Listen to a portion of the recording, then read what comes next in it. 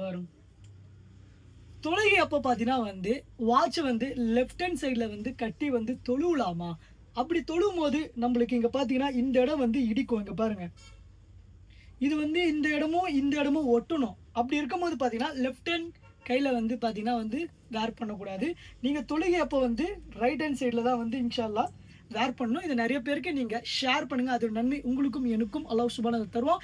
இது சில பேருக்கு தெரியாம இருக்கும். இது சொன்னாக்கா அந்த நன்மை உங்களுக்கும் எனக்கும் அல்லாஹ் தருவான். இப்ப ரைட் ஹேண்ட் சைடுல கட்டும்போது பார்த்தீங்கன்னா வந்து இந்த மாரி வந்து நம்மளுக்கு இந்த இடம் வந்து படும். அதே மாரி இல்ல எனக்கு வாட்ச் போடுறதுக்கு வந்து தொழுகை டைம்ல வந்து டிஸ்டர்பன்ஸ் ஆகுதுன்னா, நீங்க போட கூட தேவையில்ல.